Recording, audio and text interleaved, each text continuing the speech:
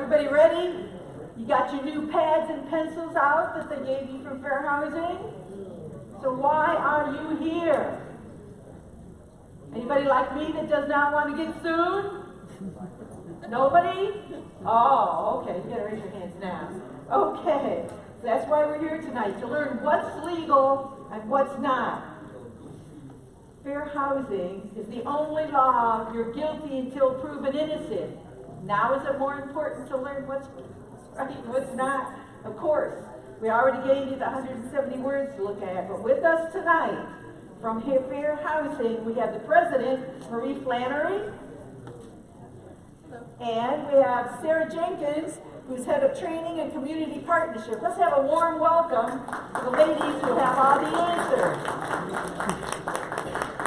Well, thank you so much for the invitation, especially thank you to Anna and to Dave for inviting us to be here today.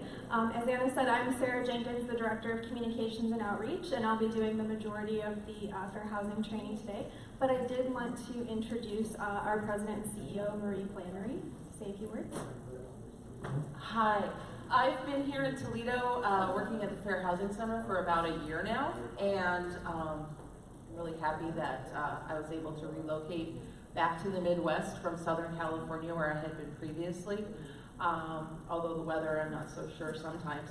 But we're really excited to be here and to give you guys the knowledge that you need in order to be in compliance with the law and not get sued. So that's what Sarah and I will jump in, if you have questions, things like that, or I want to make an extra point. But Sarah is like a phenomenal trainer, so you guys are in for a real treat.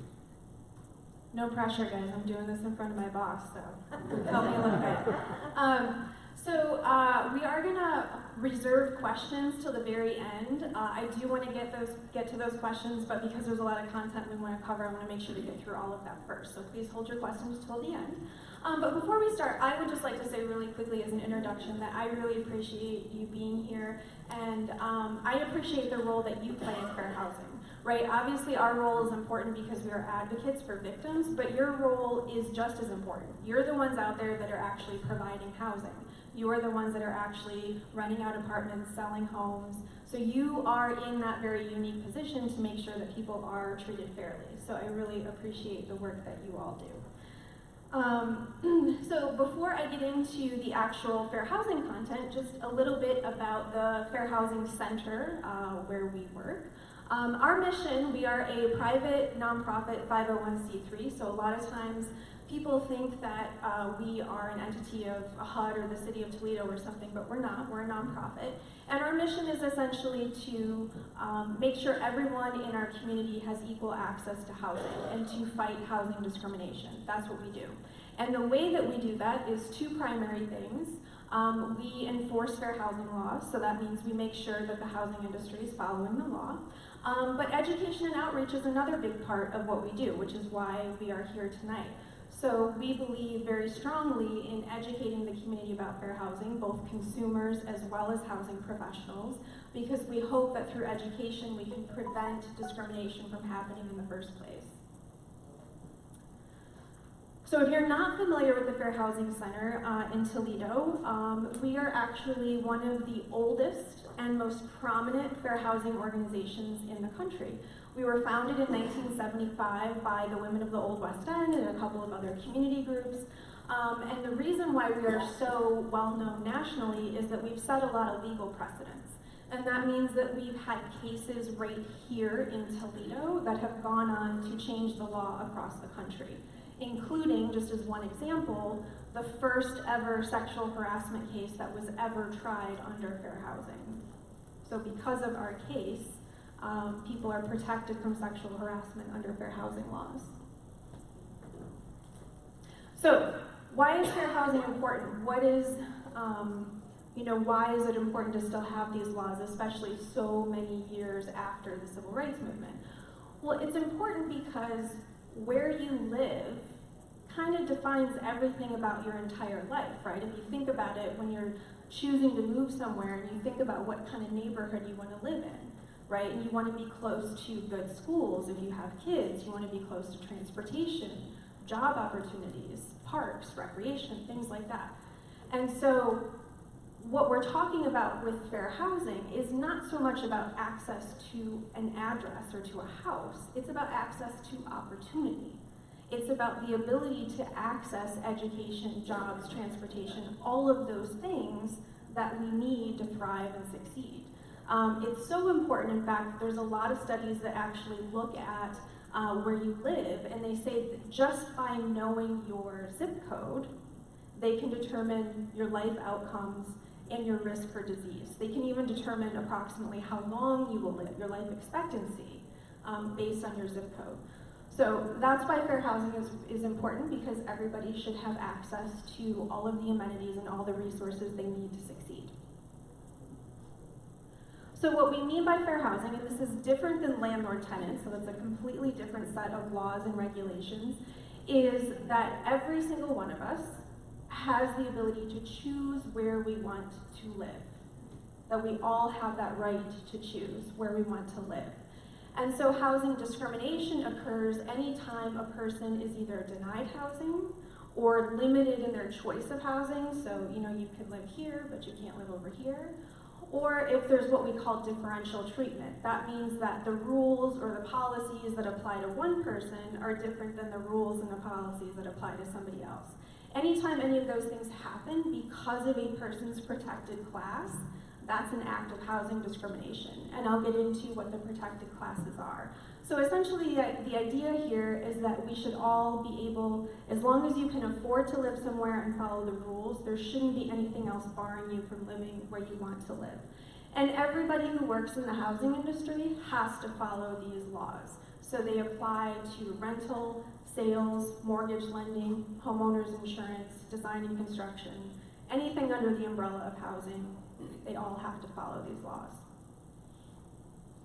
So these are the protected classes as defined by the law: race, color, national origin, religion, sex, familial status, which just means families with children or women who are pregnant, disability, and then in Ohio we have protections for military status, and in Toledo we have protections for sexual orientation. So the first 7, race through disability, are federally protected classes. These will be the same regardless of where you are in the country.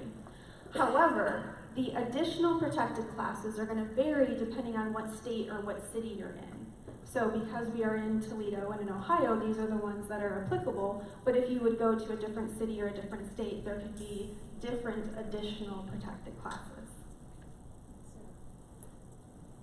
And just, I happened to notice, this is really great, the words and phrases list for advertising, and I happened to notice that words like homosexual, heterosexual, lesbian, etc. Were on the caution list, and I would just say that in Toledo, on Bowling Green, they definitely need to be moved to the top of the list to be avoid as phrases not to use.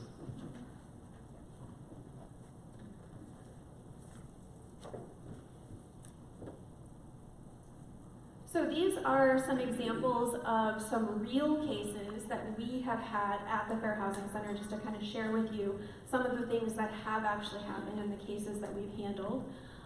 We had a case where a landlord ignored repairs for her African American tenants, telling them, "You should be happy we rented to you."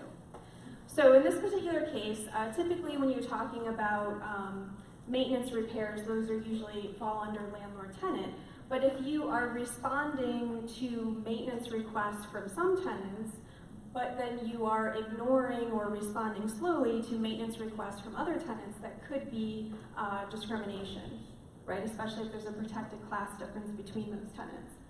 Another case was a landlord tried to evict her tenant for having an emotional support animal, claiming, "You didn't tell us when you applied for the apartment that you have a mental illness." So of course, having a mental illness and also having an emotional support animal would be covered under disability protection, and we'll get into reasonable accommodations later in the presentation. A woman and her disabled child were living in an apartment with a sewage backup, and the landlord told them to put down paper towels and sleep with the window open.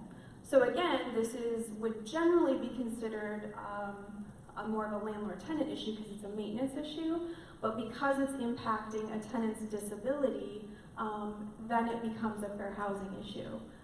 So this would be a very serious situation, especially for somebody with a disability. A single woman and her teenage son were denied an apartment when the landlord told her that he never rented to people with kids and the neighbors would complain. So, because families with children are a protected class, familial status, that means that it's not okay to say that you won't rent to families with children, even if the neighbors are going to complain. Unfortunately, you know, that might be an issue, that might cause you know, issues between neighbors or between tenants, but it is a protected class, so you can't deny on that basis. A woman with a breathing disability waited more than a year for an air conditioner, so again, more of a maintenance thing, but in this particular case, this issue was impacting her disability. So you can see lots of examples here where a maintenance issue might be affecting a person's disability, and then it can become a fair housing issue. Another case, a landlord sexually harassed his female tenant with children, demanding sexual favors in exchange for rent. And we will talk a little bit later about sexual harassment, but this is a very serious issue that's gaining a lot more national attention.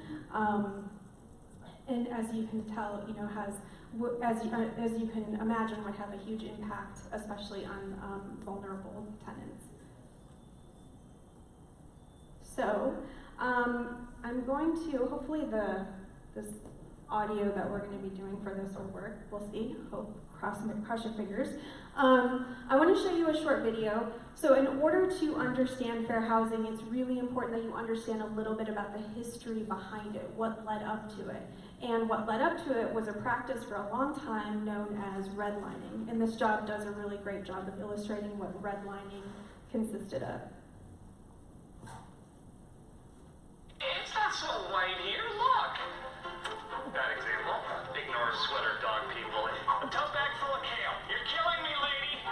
Okay, maybe this neighborhood is mostly completely insufferably white, but that's just the way things are here. It doesn't mean we're racist. I'm sure you're not, Ron, but the fact that so many suburbs are mostly white is no accident. It's the result of decades of racist federal policy that affect us to this day.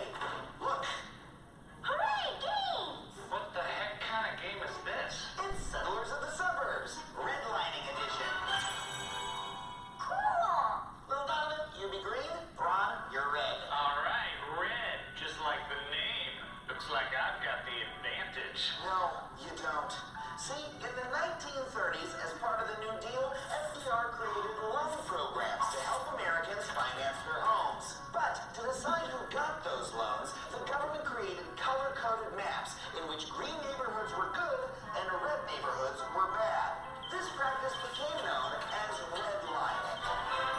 Because of these policies, if you lived in the green neighborhoods, it was super easy to get a home loan. Oh, right! I can buy property! But for folks in the red areas, no loans were available. I can barely afford rent with this. There's no fair. The red areas are screwed. Yeah, they were. And do you know why some areas were designated as red? No, but I can guess. Those were the neighborhoods where African Americans and other minorities lived, and redlining systematically prevented them from getting home loans. Well, I know what I'll do. Just take my little guy and put him in the green neighborhood.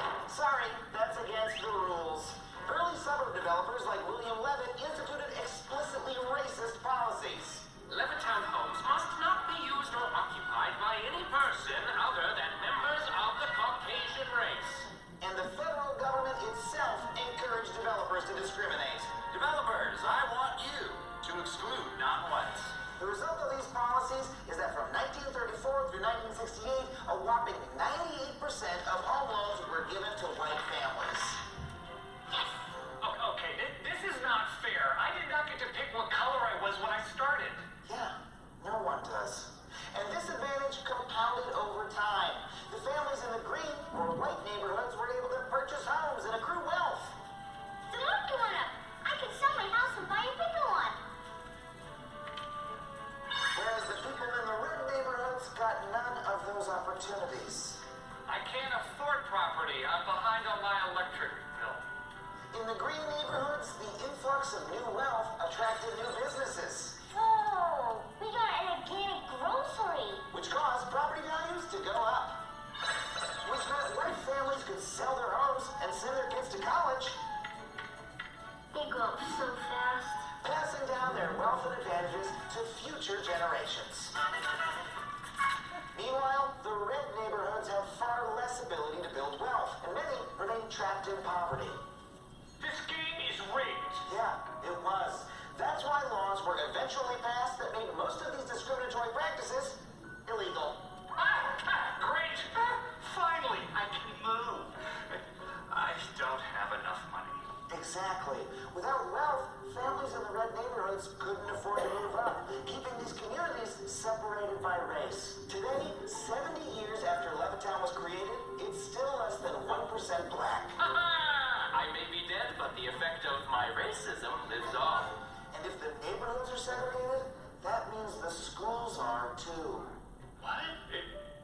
No, that can't be true. We ended school segregation back in the 60s. Sorry, Ron, but I'm afraid that's not true. Ron, this is Nicole Hannah-Jones. She's a New York Times investigative reporter who covers civil rights issues, including school and housing segregation. Nicole, would you mind telling Ron what most people get wrong about segregation? People tend to think of segregation as an archaic term for Jim Crow policies that led to the civil rights movement. But the truth is that black children are more segregated in schools now than at any time since the 1970s. And in the U.S., schools are largely funded by property taxes. Since property values in the white neighborhoods are so much higher, their schools get way more money to spend on things like facilities, teachers, and supplies. On the other hand, predominantly black and Latino schools are massively underfunded. They're less likely to have AP, science, and math courses, and they're the least likely to have experienced and qualified teachers. The truth is, Lil Donovan doesn't just go to the best school, he goes to a segregated school. No. This is a direct result of decades of redlining policies enacted by our own government to build the suburbs. Highways that were built to make access to the suburbs easier for white Americans were often run right through black middle-class neighborhoods, destroying them. People in the past were the worst. It's not just the past. Banks still regularly charge black homebuyers higher rates on loans than they do white homebuyers, even when they have the same credit. Worst of all, black and Latino home seekers still experience 4 million incidents of illegal housing discrimination every year. But, I didn't do any of that stuff. I'm not racist. I worked hard to get this house. Of course. But without realizing it, you've also gotten a leg up from America's history of racist housing policies. The suburb you live in was built on a foundation of segregation. And we can't close our eyes to that.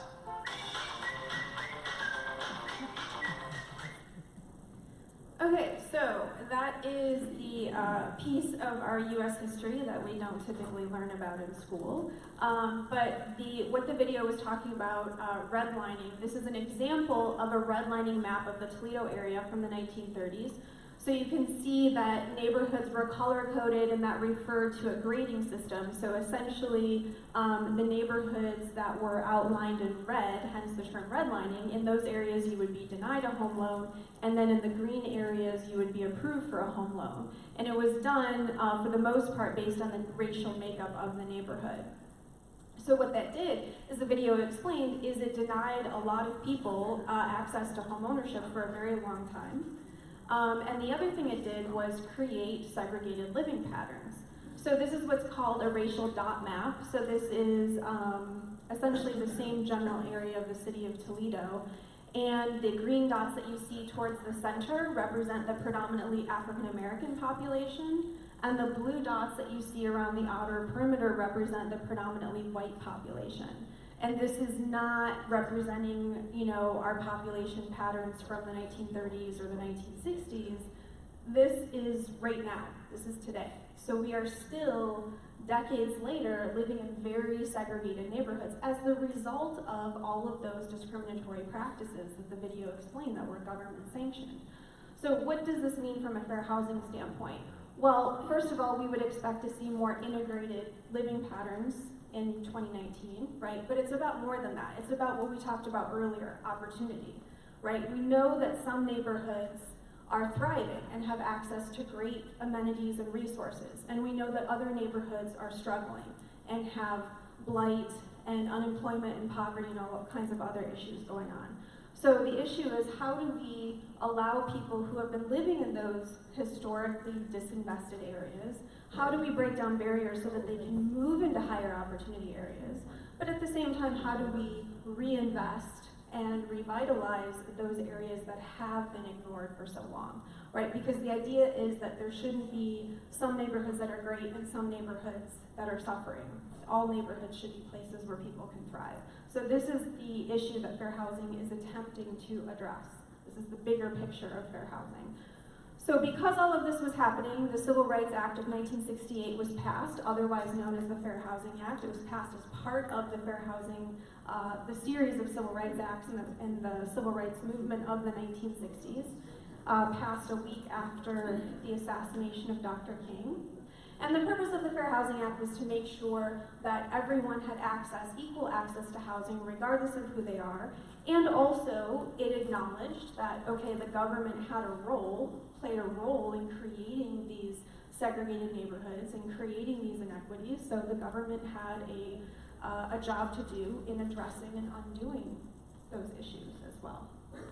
So that is how we got to having the Fair Housing Act. So it is a federal piece of legislation that has been in place since 1968. So the Fair Housing Act defines two major types of discrimination. The first type is what you think of when you hear the word discrimination, right? It's intentional. It's singling somebody out because they are a member of a protected class, because this person is a certain race or a certain religion, or because they have a disability. You are going to deliberately treat them differently. I don't know where that's coming from. Okay.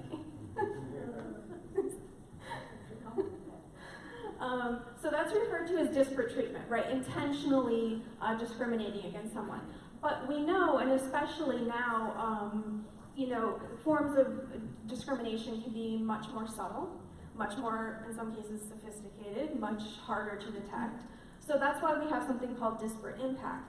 This means that you could have a policy that on its face appears neutral. It doesn't single out any particular group of people, but when you actually apply that policy, it has a negative impact on one particular group of people more so than anyone else. And that's called disparate impact. It means that the effect of the policy is discriminatory. So under fair housing, it doesn't matter if you intended to discriminate. The idea is, what is the effect of the policy? If the effect is discriminatory, then it's discrimination. So some examples in the rental industry that would be applicable. This actually, so the third bullet point down, requiring employment history from a person who's disabled. So there was an apartment complex that was going to open up and came to us proactively. They wanted to make sure they were following fair housing laws. And they said in their list of criteria, so this was the criteria you would have to meet in order to be able to live there. One of the criteria was you had to be gainfully employed. So what about somebody who has a disability, right? Who receives disability assistance, who has the ability to pay rent? Now they wouldn't be able to live there, right? So that policy, even though they didn't intend to discriminate against people with disabilities, that was the effect of it. So what they did was to amend the policy to require that you have a certain income, and that's perfectly acceptable to say, okay, you have to meet or make a certain income to live here, as opposed to saying that you had to have a job. Rental discounts for church members, so anytime you would offer an incentive or something like that for people who, in this case, are members of a protected class, that would be problematic.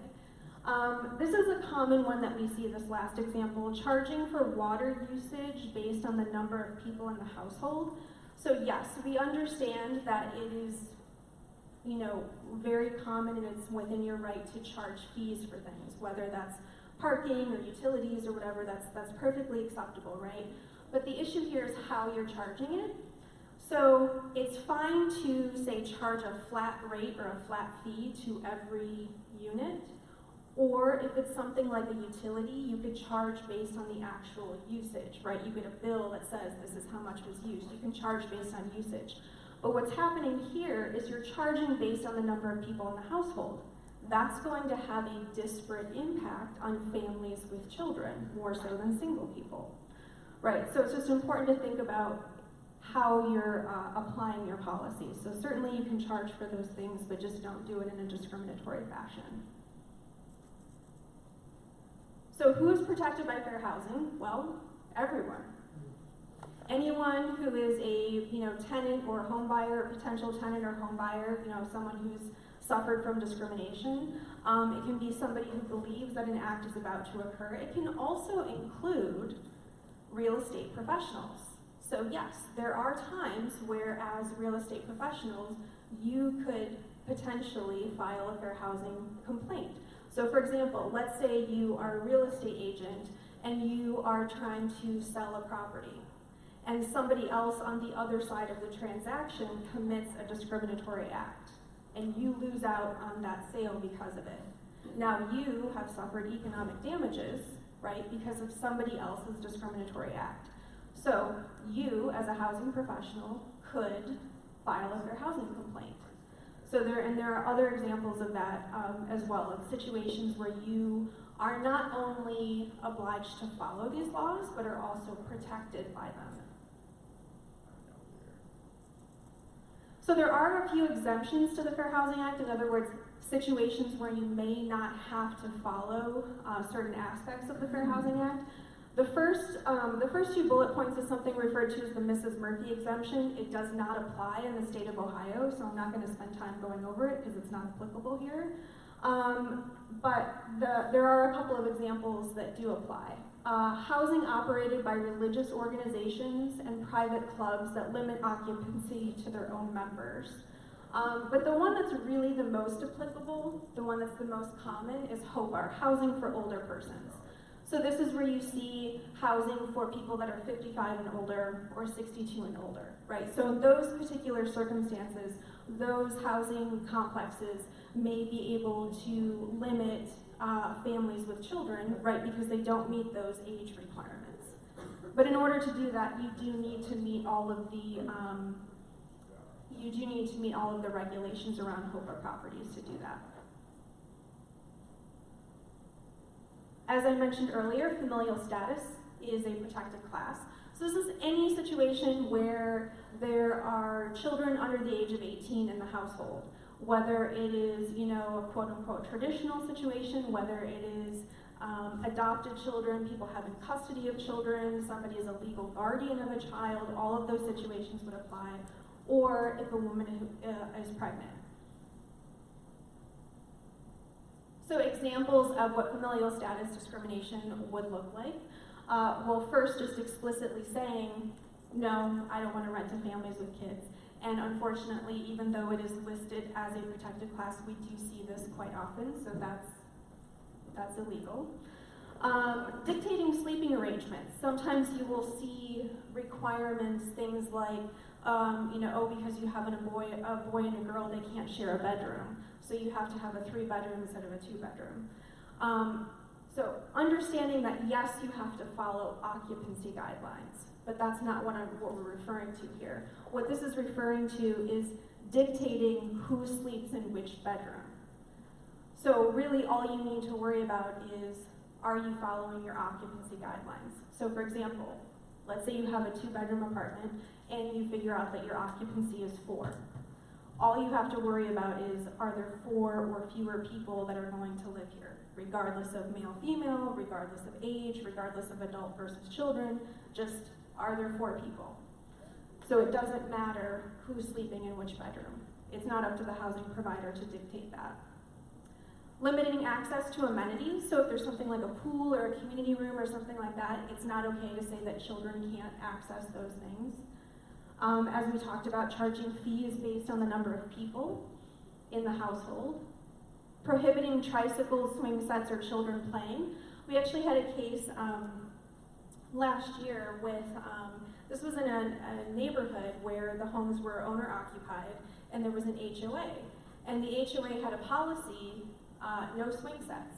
or play sets, even in your backyard. So who uses swing sets? Kids, right? So that policy had a disparate impact on families with children. So a couple of the families came to us, we were successful in that case and got the HOA to actually amend their policy. So just because an HOA or a condo association has policies doesn't mean that they get to bypass the Fair Housing Act, right? They still have to comply with the Fair Housing Act. This would be referred to as steering, so requiring that families with children live in a particular area. So, because you have kids, you have to live on the first floor, or you have to live in building A, right? It should be up to the tenant to decide where they want to live, depending on what's available, of course. So we're gonna spend some time talking about disability. The reason for that is that disability is actually the #1 basis for fair housing complaint, both locally and nationally, which surprises a lot of people, but it is the majority of our cases. The definition of disability is pretty broad. Any physical or mental impairment that significantly inhibits a major life activity. So that's a lot of things, it's a lot of conditions. People who are regarded as having an impairment or people with a record of an impairment are also considered covered under disability protection. For the sake of time, I'm going to flip past this for a second. So it does not cover juvenile offenders or sex offenders. When it comes to substance abuse or drug and alcohol use, if somebody is in recovery from substance abuse, then that is considered a disability and it is protected by fair housing if they are in recovery. However, if somebody is currently using an illegal controlled substance, if they're breaking the law, no, that's not protected. Also, somebody who is a direct threat is also not protected. So this is somebody who is a threat in terms of damaging property or in terms of harming or threatening other tenants. That behavior is not protected. And this has to be something tangible, right? So they were, there's some sort of evidence of something, they were convicted of something, something like that. It has to be tangible. It can't just be, oh, well, this person has kind of odd behavior. It has to be substantial.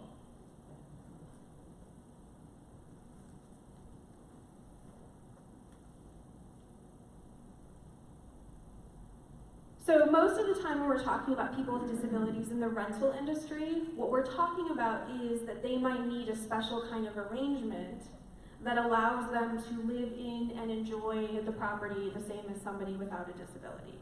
And those are referred to as reasonable accommodations and reasonable modifications. Reasonable accommodations are policy changes, rule changes. So common examples that we see are somebody needs a reserved handicap parking space, or somebody is on the second floor and needs to move to the first floor because of mobility issues. Another common one is an assistance animal. So you have a no pet policy, but they have an assistance animal for their disability. Those are the common ones we see. Reasonable modifications are those physical structural changes. So common examples are somebody that needs a ramp installed, in a doorway to allow them to get in and out if they're in a wheelchair, or installing a grab bar in the shower so they can get in and out of the shower easier. Those are some common ones. That's not an all-inclusive list, but those are the ones that we see most often. Everybody always wants to know who has to pay for this. Okay, so if for the modifications, those physical changes, if it's private housing, the tenant has to bear the cost. Okay, the tenant pays for it if you're a private housing provider. If, however, you as a housing provider receive federal subsidies, then you would be required as the owner or the landlord to absorb those costs. So that's how that's determined. And accommodations, there usually isn't a cost, so it's usually not a factor, and if there is a minimal cost, it's usually absorbed by the owner. So the process for this, first the individual should request it. So as a housing provider, it is not recommended that you infer or suggest what somebody needs, right? You're not their medical provider. You're not their caretaker. So they should request it from you. They can request it, or a caretaker or family member might request it on their behalf. Also, they can request it at any time. So it could be at the application process, it could be after they move in, it could be after they've lived there 10 years, because guess what? You can develop a disability at any time, right? So the law doesn't dictate when they request it. And it can be made verbally or in writing, although we always recommend in writing, right? Because then you have documentation, then you have a record of what was requested. And then you can be very clear about what you're asking for. So as a housing provider, if somebody comes to you with a request for something like this, so okay, I need a ramp or I need an assistance animal, what are you allowed to ask for from them? The only thing you're allowed to ask for is verification that they have a disability and verification that there's some kind of link between their disability and what it is that they're asking for. Typically, that will come from a doctor or a therapist, somebody who treats them, who can verify and sign off and say, yes, I know Sally Smith has a disability, Sally Smith needs X, is typically what that's going to look like. Unless it's obvious. So if someone comes in and they're in a wheelchair and they're asking for a ramp, it's obvious, right? Their disability is obvious, what they're asking for is obvious, so you wouldn't need to ask for any of this information. But if somebody would come in and say, I have an assistance animal, I have an emotional support animal, you can't know that by, it's not obvious, right? You can't know that by looking at them. So that would be the case where you would ask for this additional information, this verification from a third party that they have a disability and they have a need for the accommodation or modification. You are not asking detailed personal questions about their disability. So saying things like, well, what's wrong with you? How long have you had this problem? What are your symptoms? That's not appropriate. It's just getting that verification letter. And then the things that you can consider. Okay, so now you have this request in front of you. They've verified their disability. Now you have to decide, can I do this? So first, you want to, these first two are kind of pretty self-explanatory. Was the request made by the person with a disability or someone on their behalf? Have they clearly established that there's a link between their disability and what it is they're asking for? But then these are the things that usually come into play and can sometimes make it difficult to fulfill the request. So if this accommodation or modification would impose an undue financial or administrative burden, in other words, that means if I do what they're asking me to do, it's going to cost me so much money, it's going to put me out of business. Or it's going to cost me so much additional time in terms of I'm going to have to hire additional staff to help, manage this or whatever. Those would be financial or administrative burdens. The other thing to consider in terms of, is this request reasonable? Is this something that I can do? Is if the accommodation or modification would constitute a fundamental alteration in the services or programs offered by the landlord. So a good example of this was not our case, this was another Fair Housing Center's case, but so it was one of those apartment complexes where you have multiple buildings, right? Building A, B, C. And the laundry facility was located in one particular building. And a tenant was living in a different building and she was having difficulty accessing the laundry facility. So let's just say the laundry is in building B, she lives in building A. She's having difficulty accessing it. So she asks her housing provider, can you do my laundry for me? Is that reasonable? No. No, of course not, right? Remember, the first word is reasonable. Reasonable accommodation or modification. It's not reasonable because that's not what you do as a housing provider, right? But in that situation, laundry's in building B, she's in building A, what would be a reasonable solution to that problem? Move her to building B. Move her to building B. What about Maybe the issue is that the door leading into the laundry room is really tough to open, so maybe there's some kind of modification that can be made to the door or a ramp or something that makes it easier to get in, right? So there's other types of things that could be done that would be reasonable. And that, what we just did right there, is an example of the interactive process.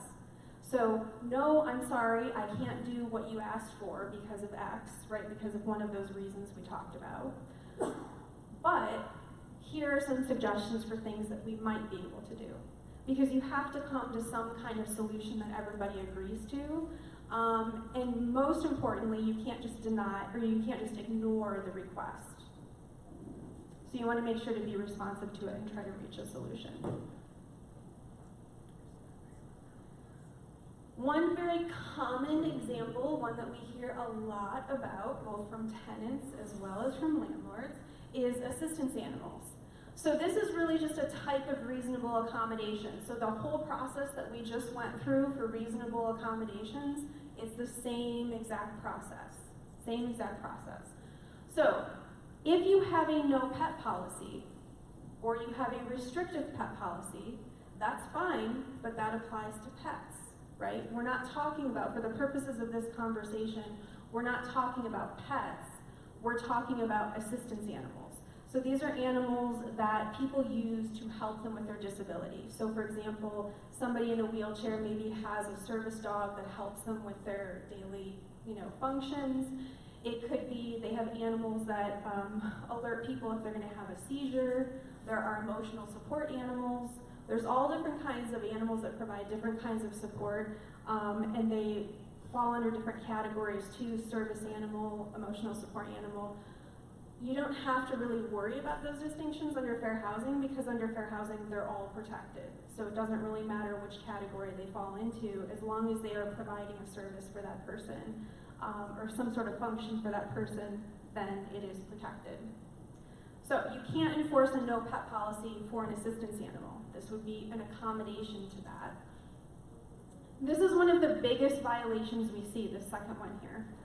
You cannot collect monthly pet fees or a pet security deposit for an assistance animal.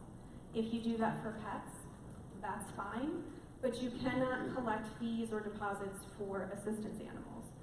Also, you can't restrict size, type, or breed of animal. So again, this is a situation where maybe with your pet policy, sometimes you see things like, we allow cats but no dogs, right? Or we allow dogs but they have to be under a certain weight, right? Again, that's fine for pet policies, but for assistance animals, you can't enforce those kinds of policies. So it literally could be any kind of animal, any type, any size, any breed. Most of the time you're talking about a dog or a cat, but there have been cases with things like rabbits, gerbils, snakes, birds, all different kinds of animals. So it does happen. So it doesn't necessarily have to fit your pet policy in terms of the type of animal. Also, this last one is another big violation that we see, is that you cannot require that the animal has any special training or certification.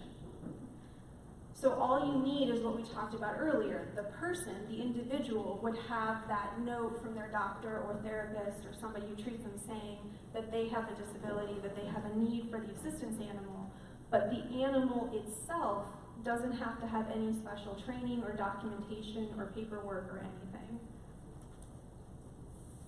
So, now yes, they are allowed to have their assistance animals, but it's not a free-for-all, right? They still need to care for the animal, supervise the animal needs to be well behaved. So the typical kinds of policies that you would enforce here are applicable. So things like, making sure the animal, if it's a dog, it shouldn't be barking all night and disturbing other neighbors. Or if it's vicious and it's, harming other tenants, that would be a problem. Again, if it's a dog that's going outside to go to the bathroom, you can require that the tenant or somebody on their behalf, pick up after the animal. So all those kinds of things in terms of health and safety and peaceful enjoyment, all of those things still apply. And if there are any damages, you can of course charge for those damages. Terms and conditions is an area where you want to be as consistent as possible to avoid discrimination. So terms and conditions would be things like amount of security deposit, access to amenities, things like that. The idea here is terms and conditions should be the same across the board for every applicant, for every tenant. So for example, you wouldn't want to say that a pool or an exercise room or a community room or other common area, that kids can't use those areas, or that people with disabilities can't use those areas because they're protected classes. Refusing or delaying response to requests for maintenance, I gave a lot of examples of those in the very beginning. So you want to be responsive, equally responsive to all maintenance requests. Obviously some things are going to be higher priority and more of an emergency. You could not, for example, say, oh, well, my security deposit is normally $250, but because you have 3 kids, I'm going to double it and charge you $500, right? Because now you just subjected somebody to a higher security deposit because they have children, which is a protected class. So whatever your security deposit is, it should be the same for every applicant.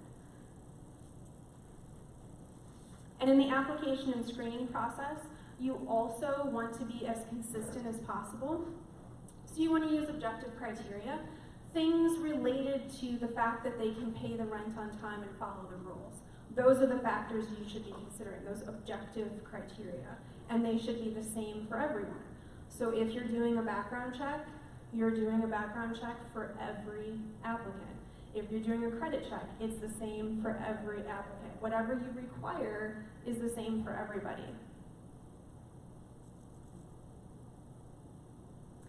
There are some amended rules that came from HUD in 2016 regarding screening for criminal history. So yes, you are able to screen for criminal history, but the guidelines want you to do this in a way that is the most inclusive as you can possibly be. The reason for that is that when we look at incarceration rates, people of color are incarcerated at much higher rates than anyone else, any other portion of the population. Also, when you're re-entering after incarceration, housing is your #1 need, right? And a lot of people are barred from housing because of their criminal history. So because of those reasons, we want to try to be more inclusive about allowing people with a record to access housing. So what that means is things like shorter look-back periods. So you shouldn't be going back 10 and 20 years into someone's criminal history. It should really only be a few years that you're looking back. Looking at the actual nature of the offense. Was it serious? Does it have any bearing on their ability to live there and be a good tenant? So some crimes are not really going to be relevant. And maybe consider mitigating circumstances. So has this person taken efforts since being released to go through rehabilitation programs or complete different programs or have certifications or letters of support or things that they can do to demonstrate that they are trying to successfully reintegrate into society. And also you should only be looking at convictions, not arrests. Convictions, not arrests. An arrest is not proof of a crime, right? And charges can get dropped, you could be found not guilty. So really for the purposes of screening, you should only be looking at conviction records.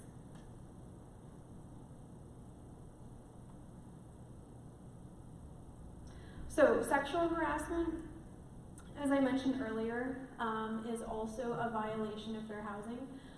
This could be unwanted comments, but a lot of times we see this as a quid pro quo. So asking for sexual favors in exchange for rent or in exchange for maintenance repairs. So this is something that could happen between a landlord and a tenant, but it could also be a maintenance person, right? It could be any staff that's interacting with tenants. There's an opportunity for this kind of thing to happen. And this is very serious. This is something that nationally HUD and the DOJ are really cracking down on. This is a very, very big deal in the fair housing world. They're taking this very seriously and you can get in a lot of trouble. So this is something to take very seriously, not only for yourselves, but if you have any other staff working with you as well. As you can imagine, If somebody's in a really vulnerable position, you know, maybe they're low income, maybe they have children, the threat of somebody's housing being taken away is a very real threat, and so people feel like they have to give in to these kinds of requests. So that's why this is such a serious thing. Steering is a practice that essentially means you as the housing professional, as the real estate agent, as the landlord, are trying to direct somebody to where you think they should live, where you think it's best for them to live. And this is typically referred to in real estate sales, where you'll have, you know, real estate agents that will only show people homes located in a neighborhood where the racial makeup of the neighborhood is the same as the race of the home buyer. But this can happen in the rental industry as well. So this could be, you know, if you have an apartment complex with multiple buildings, saying that all families with kids have to live in building A. Or if you have a housing complex with multiple floors, saying all people with disabilities have to live on the first floor, right? So you're telling people that they have to live basically segregated, right? You're segregating people based on their protected class. And so that's why steering is a problem, because it reinforces segregation. And it can be very subtle, so it can even sometimes sound helpful. You might think you're being helpful by saying, oh, you know, I think you'd be more comfortable over here. I don't think this is a good fit for you. But the issue with fair housing, right, is that it's not your decision, right? It's their decision where they want to live as the tenant, as the home buyer. It's their right to decide what's a good fit for them. As long as they can pay the rent, meet the criteria, that's their decision what's a good fit for them. Advertising, as we talked about a little bit, and you were handed the flyer earlier with some words and phrases on there. So essentially, the key with advertising, if you're placing an ad for an apartment for rent, house for sale, whatever it is, you can describe the property. You should not be describing the person. Okay, so you can describe the property itself, you can say, in some cases, certain things about the area in general, but it's not okay to talk about the person who should or should not live there, because that would be discriminatory. And this is not just, you know, if you place an ad in a newspaper, it's also if you put the sign out front in the yard, you know, the for rent sign. It's if you have flyers you're passing out. If somebody calls and you talk to them on the phone about what's available, all of those things can be considered advertising. So you don't want to use any kind of language that would suggest a certain person should or shouldn't live there. Just talk about the property. So in this particular example of terms or phrases you might see in an ad, cozy one-bedroom home, close to walking path and transportation, great for empty nesters, quiet neighborhood, unfinished basement makes for great office space. So which one of these is a problem? Right, because that's saying what? No kids. I would also say that something like quiet neighborhood is what we would call in that sort of cautionary category. In and of itself, it's not discriminatory, but it's one of those that goes, it kind of makes you go like, well, what does that mean? Does that mean no kids? Does that, what are they getting out there? So it's best to avoid, you know, overly subjective language like that as well. So there is, we do have some time for questions, but I do want to share with you one last thing. Could I get your help passing these out? Thank you so much.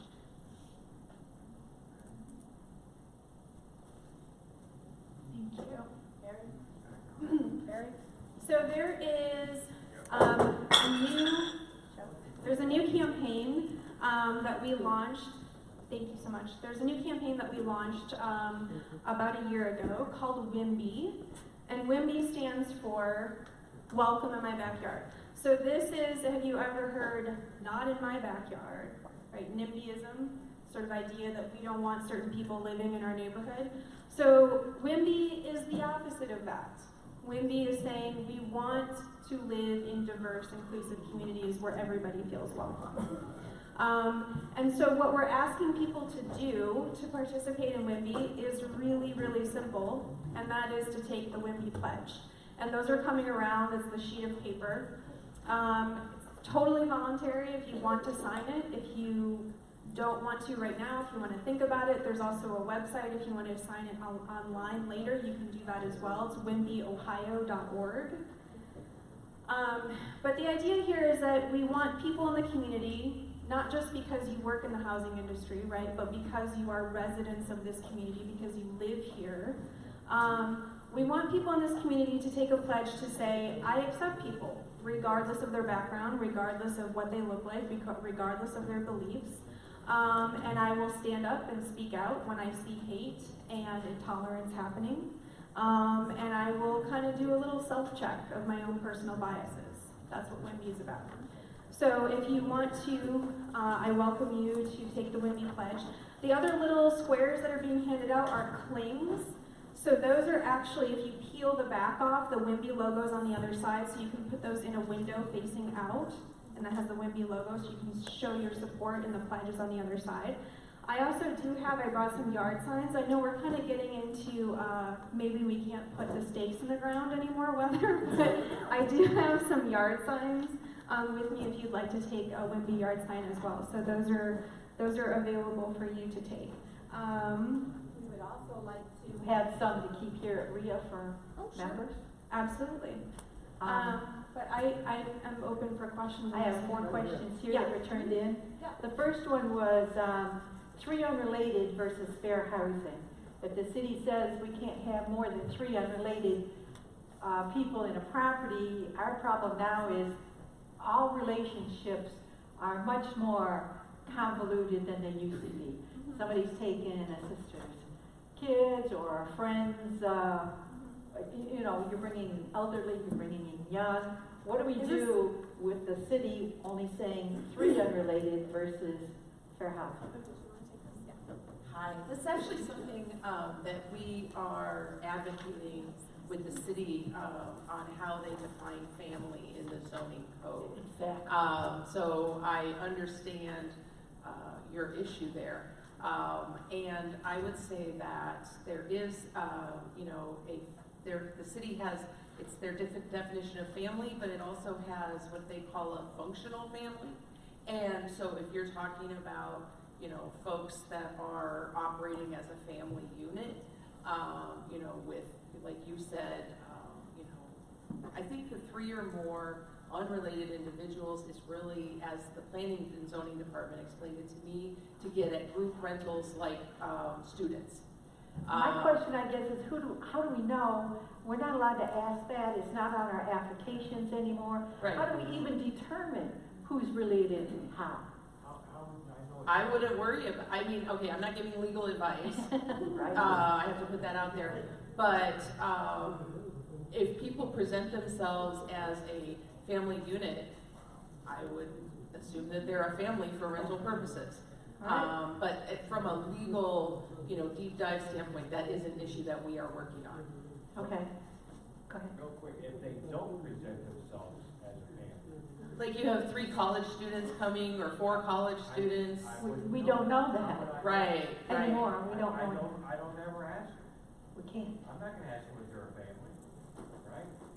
So, Isn't that the law to not ask them if they're a family? I think so, yes, and that would be the Fair Housing Department's opinion, how the planning and zoning department is going to, but I mean, it's not like they're, well, I don't want to get too, well, I don't want to tell you to break the law, but I'll just leave it at that. All right. We have one on pool and exercise room. Can you post a notice that says all underage children should be with an adult for safety purposes? Up to us, yes, within reason. This is a really tricky one. I mean, even the city pools want adult supervision, right? Yeah, so this, I want to not get too into the weeds with this, but typically with policies, you want to try to target behaviors as opposed to people. So for example, an easier example would be, let's say a pool, right? you want to have a rule, no running, right? Because that's not safe. So instead of having a rule that said kids can't run, right, it's just no running. Right? See the difference? It's not targeting a protected class. You're just saying no one should run because it's a safety issue. It's more along the So, lines is that we don't the supervision, have, right. Yeah. It becomes difficult because, for example, again, knowing the pool is an easier example to use. You could have somebody who's 15 years old who's a certified lifeguard. Yeah. So does that person need supervision in a pool? Probably not. Yeah. On the other end, you could have a 50-year-old person who has a disability who does need some kind of help in the pool, right? So it's unrelated to their age, but it's because of, maybe their physical limitations or something. So I guess generally speaking, the rules should be more targeted at behaviors as opposed to targeting certain individuals. Did you have anything you wanted to add? I would just add that they also need to be reasonable. And I don't think anybody in their right mind wants to let their 4-year-old go to the pool unattended. So, that kind of thing. But on the other hand, I had children, and when they were 10, they were probably responsible enough to, go to the pool. So I just think that the rules need to be carefully tailored and just be reasonable. but even if they're older children, if they happen to be there alone, because they tend to go longer hours than the small ones. If they're there alone, there's nobody there to know if something happens to them. It's more of a health and safety thing, because pools don't have lifeguards. I mean, the pools we're talking about. Right. Yeah, I understand that. And so, like I said, your rules have to be reasonable. Okay. And they have to be focused on health and safety as opposed to being focused on trying to target a particular group. This is one's on drug recovery. How do we safely determine if someone's really on recovery or they're just somebody still using drugs, because then we lose our insurance? Wow. Well, I mean, you do guys they are bringing have- in all the hard questions. Okay. So Well, we just wanted to say- No, it's a really good question. So, typically, if a person is in recovery, they will have some kind of documentation of that. So programs they've completed, a therapist, a peer support group, person, a social worker, somebody that can vouch for them, sign off for them, write a letter of support for Can we them. ask They're for that? typically, yeah, Yes. yes, How would you find out about it? yeah. How does this even come up, right? You do a background check and maybe there's something that shows up. So anything that shows up on the background check, that gives you pause, you can certainly ask about without necessarily, breaking fair housing laws, I would say. But, you need to be reasonable, and because you saw an arrest for DUI, to assume that, you don't want to do those kinds of assumptions. So, but a lot of times, people will mention it as well, because they're in a program and, they're working, they have some kind of a, housing subsidy or voucher or something like that. I just think that you just want to be careful not to be overly, nosy, and then just because of HIPAA laws and things like that, but also to kind of look at each of these cases on a case-by-case basis. And not so much in single family, but when you're in a multi-unit, sometimes that makes a difference. Right. And I have a question. Who had the blue card on occupancy? Okay, that's city. It's in city code. It doesn't tell you how many persons to a bedroom. It's got a square footage, and you figure it out yourself, and any room can be a bedroom except for a kitchen and bath. The health department, we usually refer people to the health department if you're trying to determine your occupancy. There's a whole set of calculations that go into it. City law. Oh, go to your local. Whoever your local health Yeah, department local. is, they should have the calculations for you because there's a lot that goes into it. HUD provides a general guideline of 2 people per bedroom, but that really depends on the layout. So. Okay. We have one that is a request for a service animal. One is for a horse, and the other is for a llama, and one for an ostrich. Are these real? Yes. Yes. Okay. Well, we would need more facts. Let's just say since it became part of the talking things, people have kind of gone off the deep end on it. But what I found is that people that do have a service animal know what the requirements are and they have them ready to provide. People that are just bringing anything to you have no clue what they need. Okay. So let's take, let's say that this is an ostrich assistance animal. What? The pig pigs. We had the pig pigs. The pig, yes. Yeah. Yeah, the and goats. Yeah. We had pigs. We had a case with pigs, a pig, and a case with goats. So in those particular cases, because those animals are fall outside of what we typically would be considered like domestic pets and whatnot. Sometimes there are local zoning ordinances that will be applicable. So your local, right, so your local laws will say you're not allowed to have these kinds of animals, in a home in a residential area. So those kinds of laws will be applicable. You as a provider have to follow those, but I can tell you that the individual may be able to request from the city to have a reasonable accommodation to that zoning policy. So does that make sense? As a provider, you have to follow local laws, but the individual may request a reasonable accommodation to the zoning, to the plan commission to allow for that. Just like they can ask you for an accommodation to your pet policy, they can ask the plan and zoning and plan commission for an accommodation. Along the same lines, on emotional pets, they have a certificate that they got offline that there are now up to 3 pit bulls needed to comfort them. So, That one's pretty easy. but sometimes I think if you take a look at the certificate, you can go online and see if it's something you could just order yourself. Yeah, I wouldn't put too much weight on something that someone can order over the internet. Okay. I think that it needs to be from some kind of medical provider, not necessarily a doctor, but someone that they're treating with for whatever the disability is, a social worker, a caseworker, a psychologist, etc. Yeah, anybody right now, you can go to the website and you can, order a vest that says service animal. That's not as important as what the medical, because think of it, it's like prescribing insulin or something.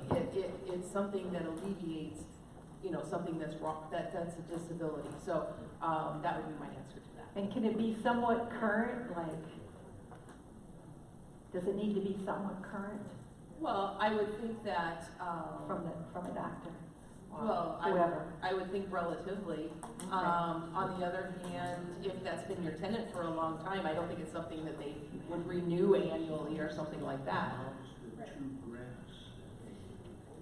have to ask. Here. In regards to the pit bull, let's go back to that. According to the dog warden, if a person has a pit bull in their house, they have to have the pit bull listed on their homeowner's policy. Now, that means that the tenant would have to have that dog listed on its renter's insurance as a pit bull. And it's their responsibility to give you a copy of that policy. So the question is, I think what you're getting at is, sometimes if you have a certain type of animal, like let's say a pit bull, the insurance policy, the homeowner's insurance policy may say that we're not going to cover you if you have this type of animal in the house, or it's going to cost more or something like that, right? So remember, one of the things we talked about was undue financial burden, right? So if allowing this person to have the animal is going to either cost you, to make you lose insurance altogether, or put you in a position where you have to pay a lot more and it's a financial burden, then you can claim that's a financial burden. I can't, allow for that because of my homeowner's insurance policy.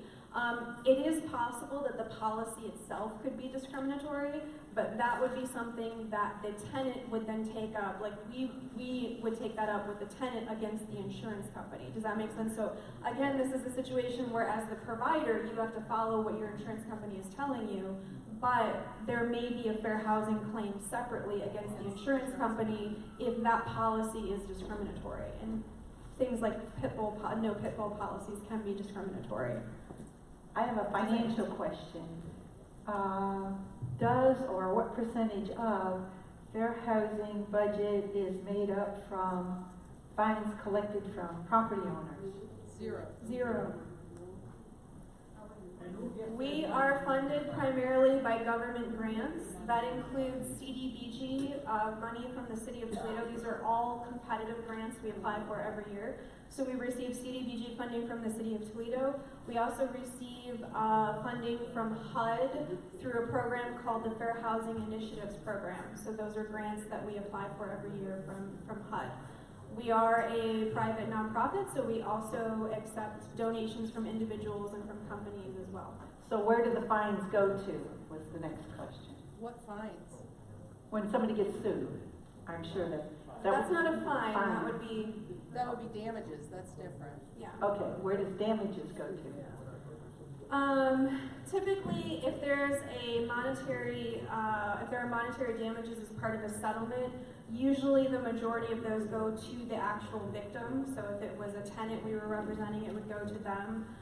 In some cases, a fair housing center can claim damages if we can show that we had to divert our resources or frustrate our mission in order to resolve this case. There might be damages for a fair housing center. I don't know if there's anything else you wanted to. These people have to write bigger. The two graphs shown, the 1930s and present day graph, basically show little or no progress. Why?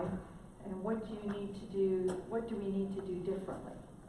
Which graphs are we talking about? Do you know which graphs we're talking The about? redlining map and Okay, the racial dot map. Did you want to take this? No, you want me to? That's a really great question. Yeah, it is a great question. I would say part of the challenge is that discrimination, forms of discrimination have changed over time, right? So as I talked about, discrimination maybe used to be more overt and more intentional, but now we have forms of discrimination that are much more subtle and harder to detect and harder to combat. So for example, it's something as complex as when you go to apply for a mortgage loan, right? They take all your information and they put it into a computer and an algorithm will determine whether or not you're approved, right? So what if the structure of that algorithm is discriminatory, right? And there is a lot of evidence for that because there's no other reason to explain why women get denied more than men, why people of color get denied more than people that are white. There's no other reason to explain that. So something as complex and what seems objective, like an algorithm determining whether or not somebody is approved, can be discriminatory. So I would say part of it is because of the changes in the way we do business,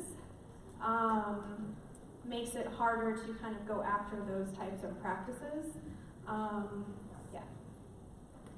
And I would just add, as far as what we can do better, I love your question, and I think it's twofold. So, there are different investment strategies for like neighborhood revitalization and things like that. There's place-based strategies and there's person-based strategies. Place-based strategies are looking at fixing up that neighborhood and making it, vibrant again, etc. And then person-based strategies are strategies that would help someone, if they wanted to move to an area of opportunity, be able to do so.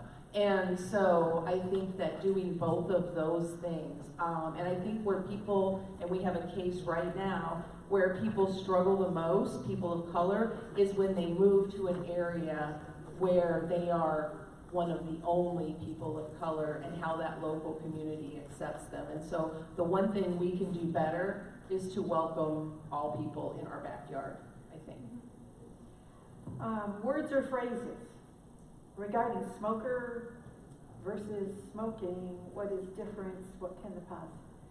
There's no That's not a Yeah. protected class. Unfortunately. Oh, I think what he's you know, saying is, why can you use smoke, instead of using smokers, you have to use smoking? Because one's a person, which you're not supposed to be talking about, and the other one is a habit, right? Well, A I smoker wouldn't is think you're that- targeting a person. Was that on the list? I Yeah. didn't notice that. Smoker, you're talking about a person. Smoking, you're talking about a habit, not a Was that person. on your list that you passed out? Okay. The realtor's list, yeah. Yeah. No smoking is okay, no smokers. Okay, the paper right here, it says, Yeah. avoid, avoid, avoid. Yeah. Right? She's got it. Then, if you go to the last page in the booklet that you gave us, there is no mention. Okay, so the paper that was passed out did not come from us, so I can't vouch for what's on there. What's in the booklet did come from us. Non-smokers, okay, Mhm. it's on here, avoid. Okay, we didn't create that flyer, so I can't account for what's on there or not on But there. there's nothing wrong with saying you have a smoke-free property. Yeah. Or no smoking, there's no fair housing. It's not a implications. protected class. Yeah. And I smoke, so unfortunately, but I'm just. Put in your ad, no smoking. You could say, non-smoking property, I think you could say that just fine. Yeah. See, where this was a big deal was in California.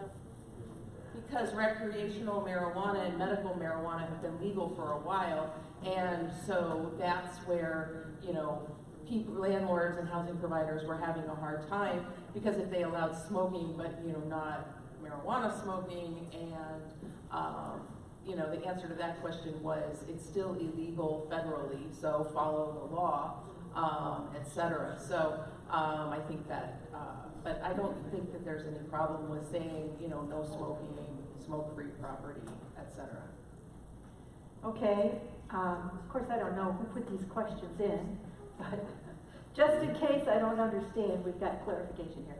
Have you ever seen legitimate conflicts between needs? If so, how or what advice do you have for answering? So the question is related to, let's say you have a request from upper section of a duplex, and that now creates the solution that you would want to do, might create a problem for the bottom portion of the duplex. And I don't know if there's anything that ever has been caused by this, or if you can think of anything as to how you would handle that. The only thing I can think of would be some people have allergies specifically to pets. So, you know, that could cause, when you're talking about ventilation systems, in common, and then in stress, and then. Under stress. Sorry. Yeah, that's the common one that we hear is, okay, somebody wants to have a dog as an assistance animal, but somebody else who's already living there has allergies, or maybe has a fear of dogs or something, right? So it's gonna cause an issue. You cannot, the person who has the dog as the assistance animal, you cannot deny them because of the fact that they have the assistance animal. That would be disability discrimination. So if they meet all the other criteria, background check, credit check, whatever else you're doing, the fact that they have an assistance animal cannot be the reason why you deny them. Now, moving them in then might cause the issue because now somebody else doesn't like dogs or is allergic to dogs or whatever. I would say that now you're getting more into landlord-tenant territory where you have two tenants that don't get along, and now you have to figure out how you're going to resolve it. So it's not that much different than you have a tenant who's playing loud music living next to somebody who likes it really quiet, right? And now you've got to figure that out. So it becomes more of an issue of how do we negotiate when tenants are not getting along, which is really more landlord-tenant. But you can't just say, well, you can't live here because it's going to annoy the other person, or it's going to, you know, cause issues for the other person. Because think of how we could take that, right? Think of how far we could take that. We said, okay, you can't move in because you have a dog, and this other tenant doesn't like dogs or is allergic to dogs. So what if somebody wanted to move in who had kids, and you know the other person living in the other side of the duplex doesn't like kids? Allergic to kids? Are they allergic to kids? No, they don't like kids, right? But we know kids are a protected class, right? So would it be okay to say, no, you can't live here because you have kids and the other person doesn't like kids, right? So that's why it becomes a problem. I see what you're saying, because then it's going to cause a problem for the other tenant. But this is the road we would go down, then, is to be able to deny people because the other tenant doesn't like it. So you tell the other tenant that's the law. Right. And that there might be other ways around it. I mean, depending on the situation. If it's a situation with an allergy, it might be a pet that that never leaves the apartment, right? If it's a cat or something, right? It never leaves the apartment, so the other person is never going to be in contact with it, so it's not an issue. But again, that's going to be a case-by-case basis depending on the tenants, depending on the structure. How are we going to figure out how to solve this? Could you add an addendum Hey. to the lease? Wait for the microphone, this is being taped. Can you put an addendum onto your lease for the two parties in the duplex that if A happens, then B is the consequence? So, it would be in writing, both tenants would have it, it's rules for both, they need to comply, non-compliance means possible eviction. You could possibly, but what you're asking really is legal advice, and you should consult a lawyer when you're talking about drafting a lease addendum. Any questions that I missed? Did anybody learn something new, whether they liked it or not? Right? Part of not liking it is just not knowing what it is. Now, did they do an excellent job of teaching you how it needs to be done? Thank you. Thank you so much for having us. I really appreciate it.